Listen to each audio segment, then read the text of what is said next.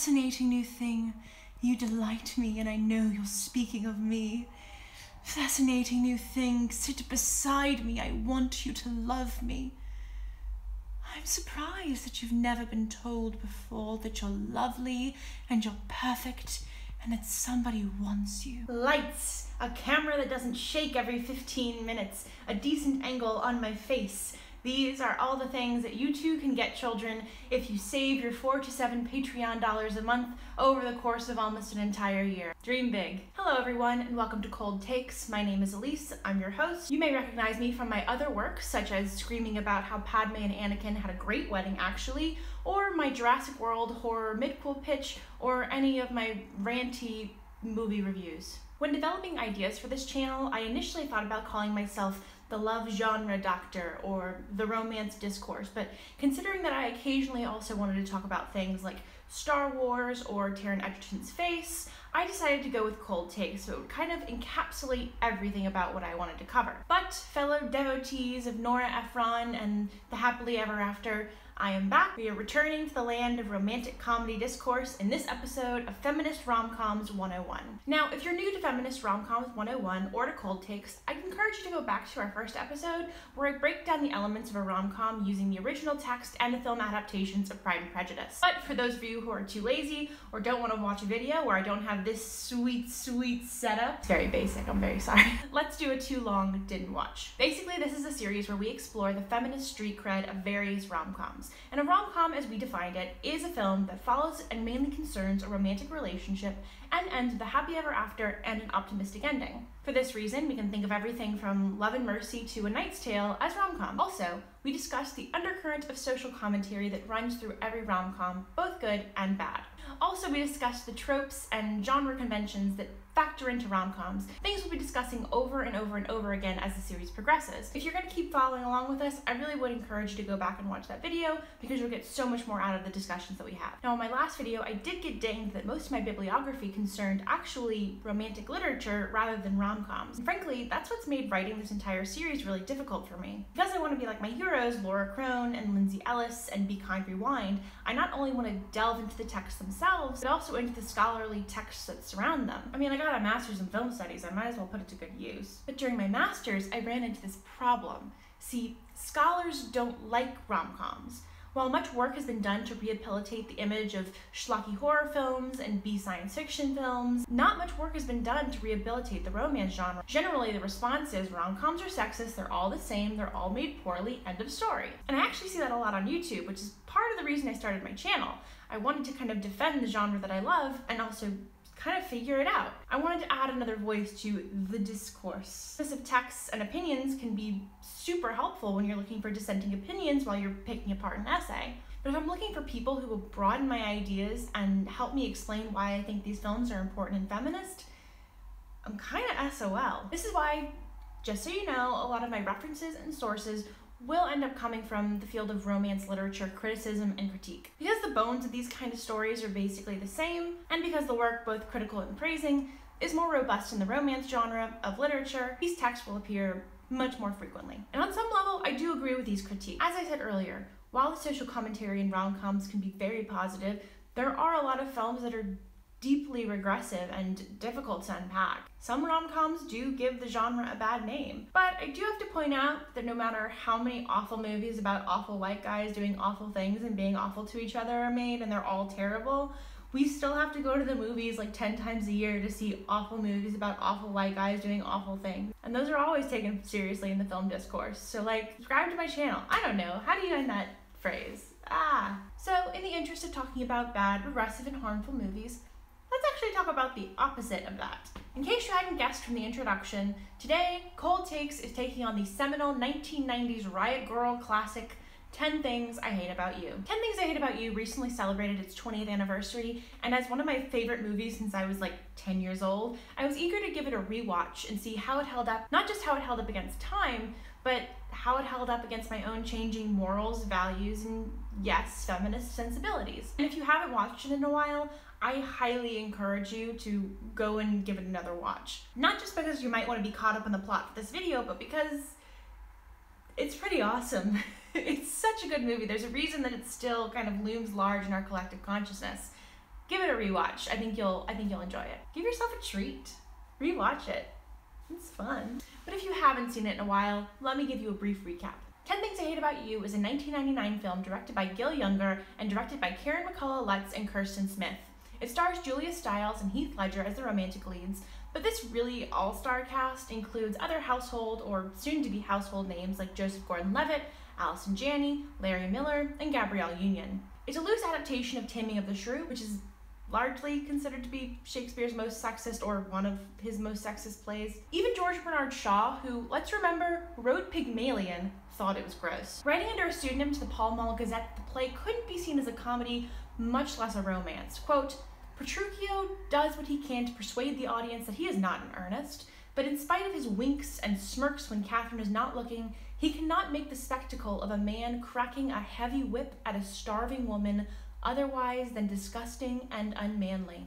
Yikes! Now, as a point of adaptation, that doesn't sound like a great place to start a film video about how it's feminist. If you're too sexist for sexist playwrights in the 1800s, then you're too sexist play. However, 10 Things I Hate About You does what I think all good adaptations do. It takes the kernel of a great idea and expands it and moderates it for a modern audience and a contemporary viewpoint. While the original plot is about the breaking of a woman, including an entire section where her husband literally starves and deprives his wife of sleep until she bends to his will, this film only takes about 2 key ideas from the play. 1, a guy posing as a Latin tutor, in this case a French tutor, to win the girl of his dreams. And 2, in 10 Things I Hate About You, as in Taming of the Shrew, Bianca, the younger sister, is not allowed to date or be married until the older sister can date or marry. Oh, and Kat's a shrew.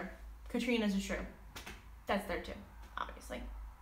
So 3 elements. But thankfully, blessedly, the rest of the plot is basically scrapped, leaving only the work of Karen McCullough Lutz and Kirsten Smith's screenplay to do the rest of the work. If you've seen 10 Things I Hate About You, you can basically skip ahead to the timestamp, but if you haven't seen it before or want a brief refresher, here's the main thrust of it. In 10 Things I Hate About You, we follow the Stratford sisters, 2 typical girls living in upper middle class Seattle. Their lives are basically normal. At the beginning, Kat seems a bit too angsty and edgy for her position in life, and Bianca is super innocent and sheltered, and their father comes up with a rule to help Bianca's burgeoning feelings towards boys. Bianca can date once Kat does. This is totally unfair because Kat is, as you know, the shrew. So the biggest asshole in school pays the school's resident bad boy to take out Kat so that he can take Bianca out.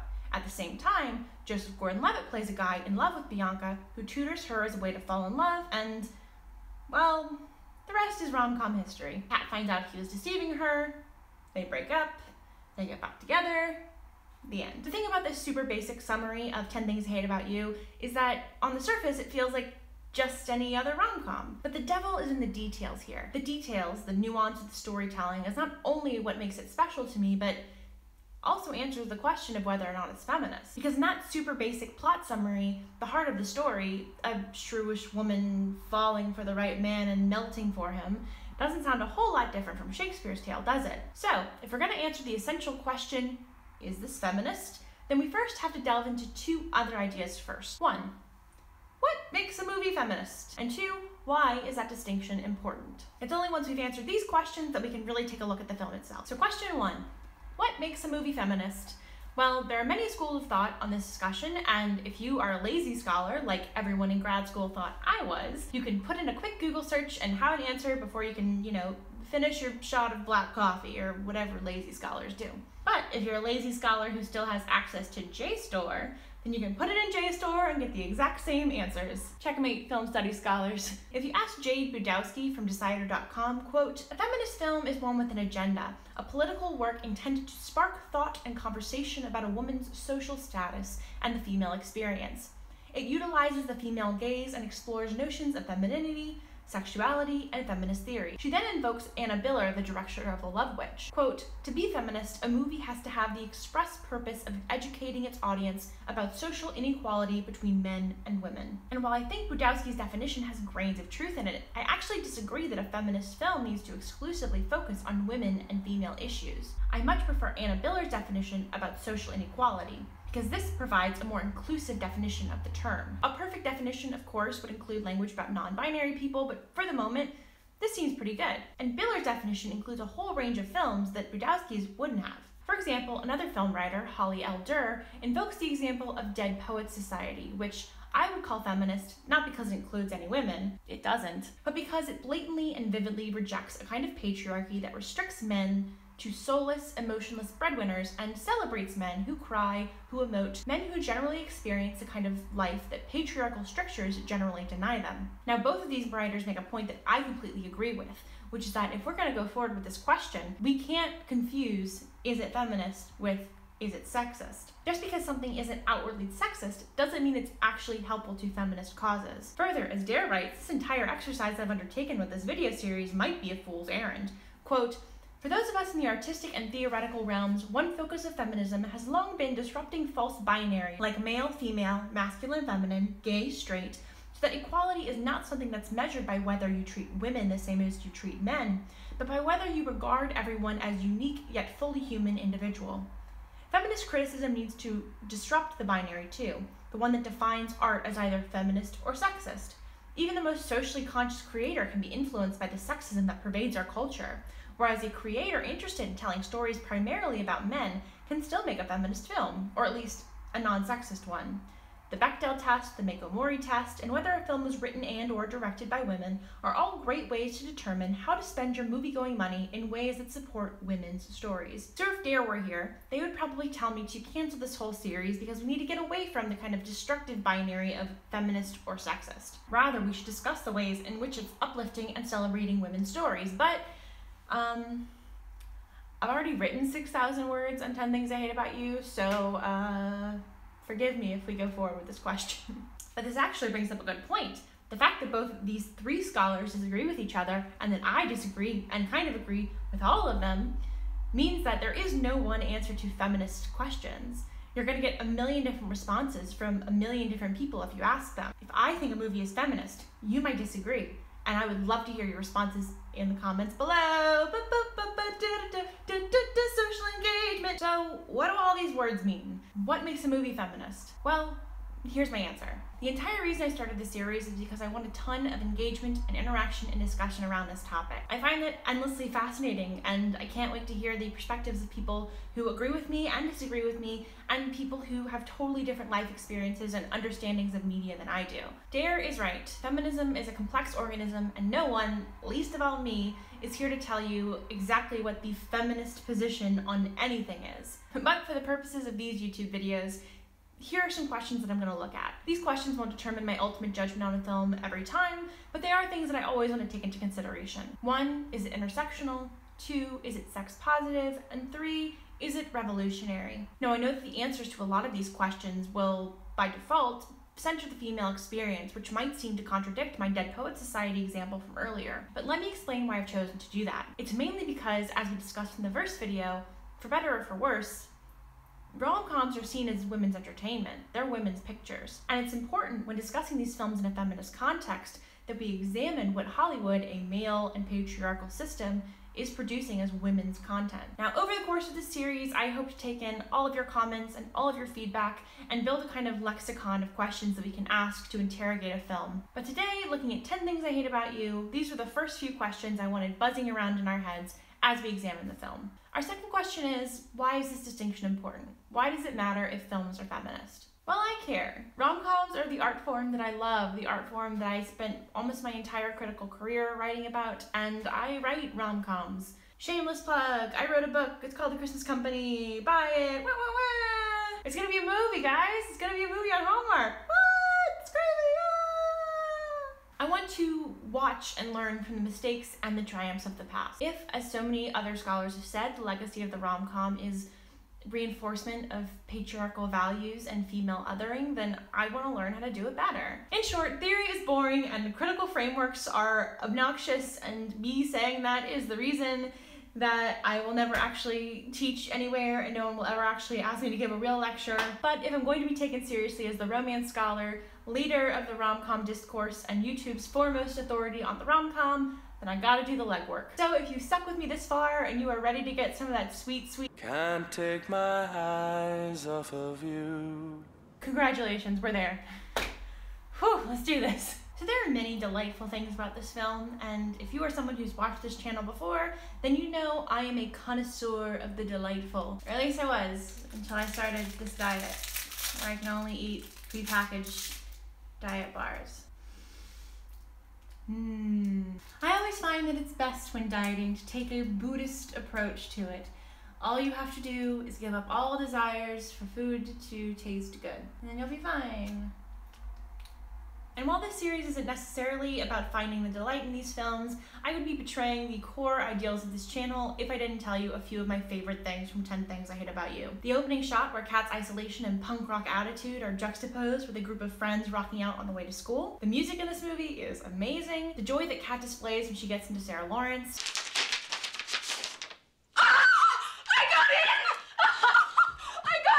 The exclamation, "What is this, asshole day?" What is it, asshole day? The fact that I think Heath Ledger is putting a rubber snake in his locker here. This bit of drunken repartee. Well then, because then I'd have to start taking out girls who actually like me. Like you could find one. Oh, see that, there. Who needs affection when I have blind hatred? This tertiary romance. Who could refrain that had a heart to love? And in that heart... Courage to make love known. The bleacher scene, I mean... obviously. The paintball scene. The fact that Mandela thinks she's in an actual relationship with William Shakespeare. Poetry scene. And this helicopter scene that they actually weren't supposed to shoot. Seriously, friends, if you haven't watched this movie in a while, give yourself a treat. It's so worth a rewatch. But now let us turn away from delights and return to the scholarly pursuits of the feminist persuasion. First, let's break down the points that I think are working in the film's favor. And as always, if there's anything that I've missed or that you think I've misinterpreted, please let me know down in the comments or just send me abuse on Twitter. The first thing that I think is working in this film's favor is what I call in my notes, it's intersectional misogyny. While I think the film is by no means intersectional, and I'll get to that later, it is intersectional in its misogyny and includes all of the colors of the misogyny rainbow. Colors of the rainbow that I would like to explain using guys you'd meet on Tinder. First, there's the typical misogyny we might see in a high school movie, the jock misogyny that is so blatant and overt that it causes other men to think, wow, I must be pretty good to women if I'm not like that. This is the guy on Tinder who sends you a dick pic as soon as you match, then says you were fat and ugly anyway when you didn't respond in 2 minutes. Then there's the geek misogyny of Cameron's best friend Michael. Michael uses dehumanizing language and generally denigrates Bianca and her kind for being interested in things that he identifies as shallow and for being unavailable to him. This is the guy on Tinder who swipes left on you because you're too pretty and then spends all night on the internet forums telling his internet friends that girls won't talk to him. Cameron brings with him his own brand of misogyny, the nice guy misogyny, wherein he identifies a woman purely by her looks as pure, then thinks she's selfish and shallow because she won't go out with him. This is the guy on your Tinder profile who identifies you as pure and then calls you selfish and shallow because you won't go out with him. Also, he uses the word friend-zoned a lot. Even our hero has his own misogynistic entanglements. Patrick spends the first part of the film denigrating everything Kat likes, including Chicks who can't play their instruments. Further, his masculinity is deeply wrapped into patriarchal expectations regarding male emotion. Mainly that male emotion is something to be frowned upon, unless the emotion being expressed is anger, frustration, annoyance, etc. And don't forget our male authority figures. Mr. Morgan always punishes Kat for disruptions in class, ignoring Joey's contributions. And Mr. Stratford is a typical patriarchal father who seeks to control his daughters, especially their sexuality, seeing all men as a threat and seeing them as people who won't respect his daughters because he's projecting and he doesn't respect his daughters. Now that might sound strange because, you know, they all seem like very different types of guy, but within the confines of their clique or type, they establish their masculinity by hating, deriding, or attempting to control women in their own way. Especially for men who aren't traditionally masculine, they can win man points or the respect of their male peers by engaging in the practice of hating women. Now you might be saying to yourself, Elise, this was the part where you said you were going to say good things, and this is really bumming me out. Don't like this. And that's true. But the thing that I wanted to point out about this intersectional misogyny is that it's what we call in the film business very, very precisely the beginning part. It's the status quo. These characters, all of them, you know, Joey notwithstanding, grow and change over the course of the film. Kat's father learns that trying to control his daughter's lives is going to drive them away, and he relinquishes control over their personal lives. He learns to respect them as people, not objects to protect. Michael stops treating feminine interests as some kind of disease and respects Mandela enough to not only accept her love of Shakespeare, but to embrace it himself. And for someone obsessed with appearances and status, He learns that love, not the sexual marketplace, is what determines a relationship. Cameron learns that a woman doesn't owe him attention by virtue of liking her, but by earning her respect and respecting her as a person in turn. And our hero learns that anger and distance and emotional stonewalling are keeping him from life and love that he wants. Basically, what all of these men do over the course of the film, except for Joey, who is bad and should feel bad, is unlearn and break free of patriarchal learned norms. If this was like an art house film, I would like be smoking a cigarette and I'd be like, patriarchy is a prison and we all must escape. I really hope you all came here for the feminist discourse, but stayed for the bad accents. Considering how many films, especially those outside of the romance genre, don't require men to do any kind of work on themselves or emotional labor at all, I count this as a win. And as an added bonus, the way that Joey gets taken down is especially just and wonderful. His identity is so wrapped up in toxic masculinity that it only feels right and fitting that not only would his comeuppance come at the hands of a woman he abused with that masculinity, but that his very masculinity itself would be punished. Poetic cinema. Another thing that I think this film has working in its favor is the way that it deals with feminine artifice. Our two main characters, Kat and Bianca, both, at the beginning, seem to embrace the female stereotypes that populate high school rom-coms. Bianca is a snotty princess who loves fashion and handsome boys, and Kat is tempestuous? Heinous bitch is the term used most often. Kat wears her riot girl persona, Bianca puts on the act of a brainless clothes hanger.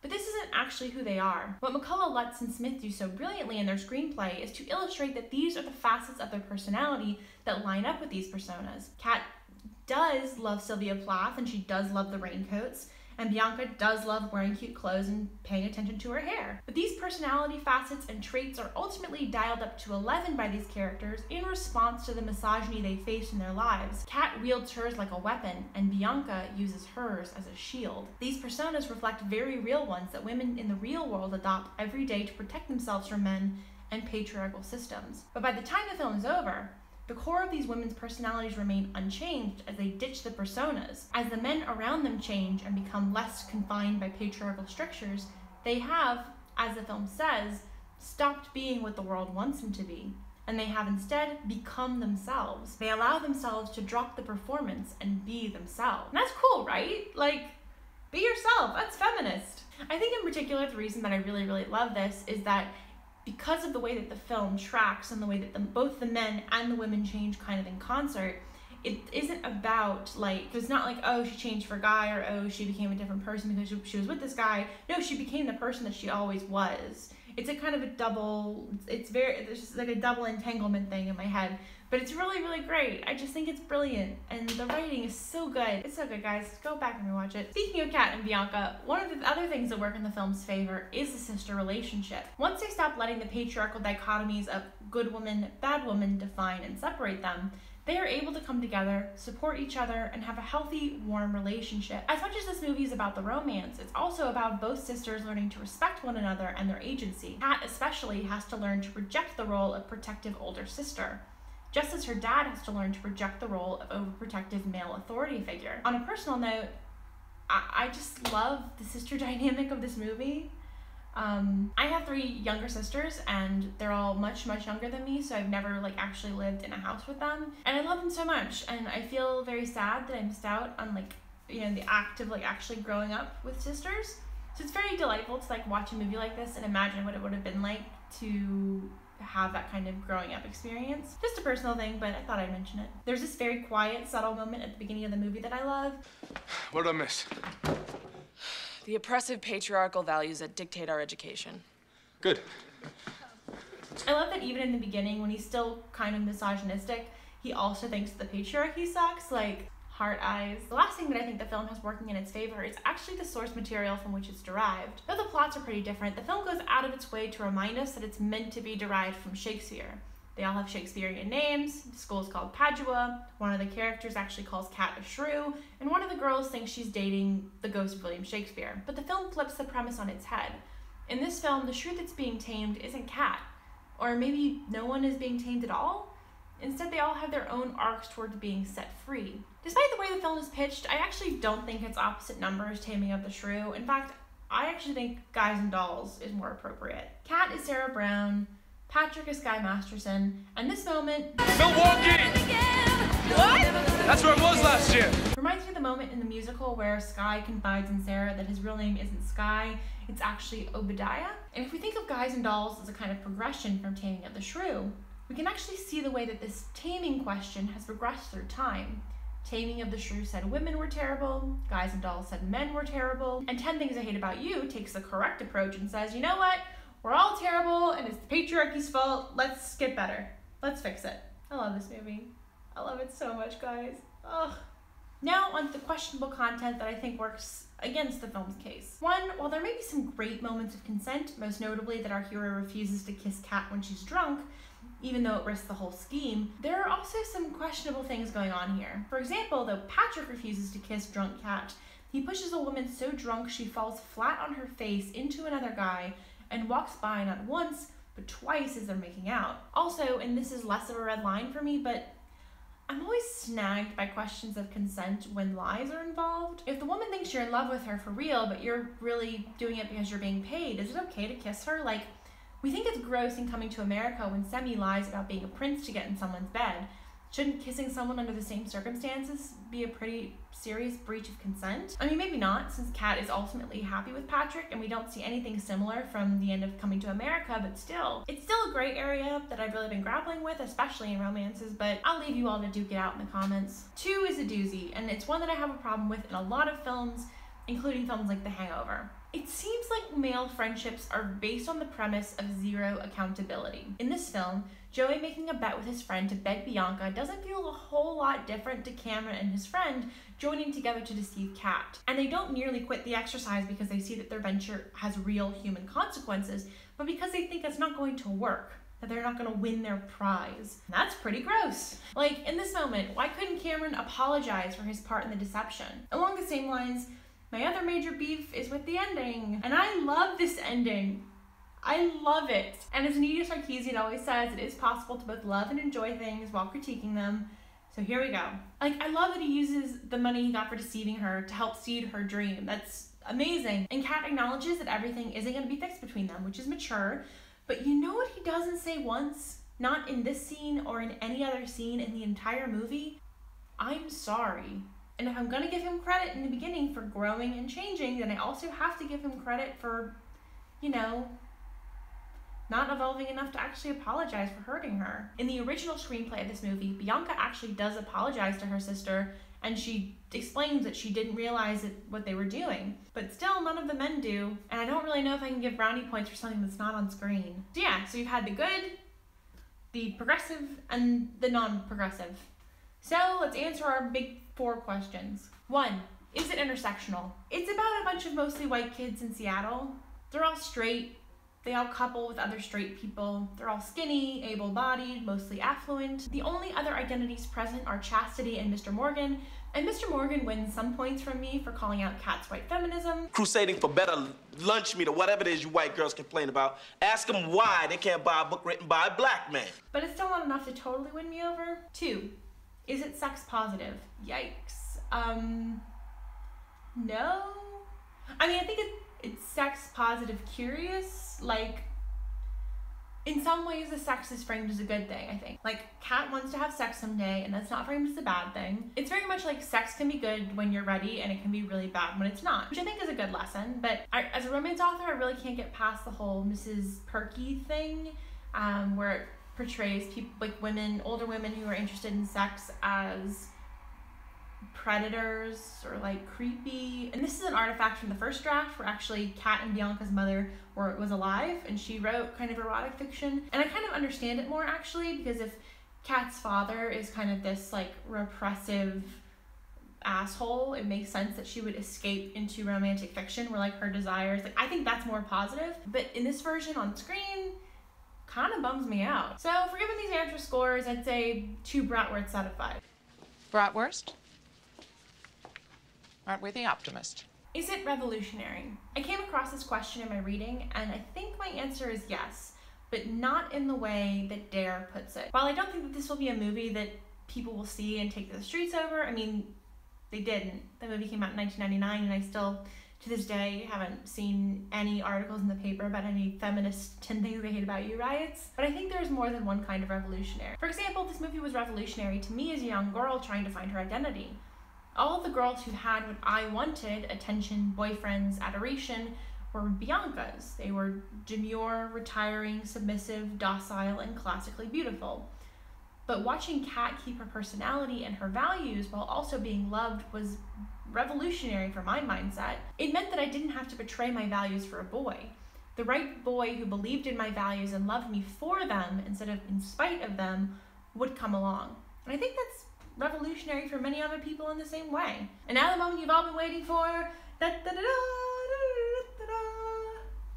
is it feminist? Again, I would like to reiterate that there are no feminist police and no feminist court yet. No one is going to give us an official answer on this. Feminism does not have an official perspective on the movie 10 Things I Hate About You.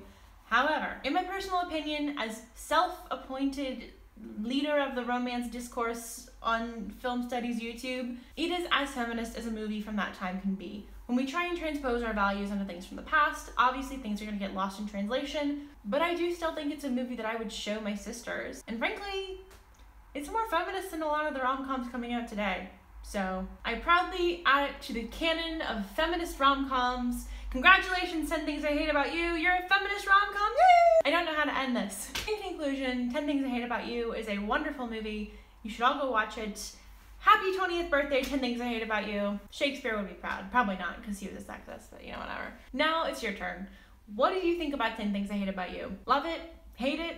Do you think it's feminist? Why or why not? I will be putting a poll on my Twitter page and announcing the results at the beginning of the next video. Also, let me know what movies you'd like to see in this series. It's a big series and I look forward to watching a ton of great kissing movies. If you like this video, if you like the idea of the series and you want to help support the channel, please go to my Patreon page, follow me on Twitter, like, share, subscribe, all that good stuff. We have some great content coming forward for you guys up in the next couple weeks, so I can't wait to see you then. Thanks so much for watching. This has been Cold Takes, Feminist Rom-Coms 101. Class dismissed. I just also feel like we should talk about how brilliant Heath Ledger is in this movie. And every movie. God, he is so good as a Joker. Joaquin Phoenix, you're not my real Joker, Dad!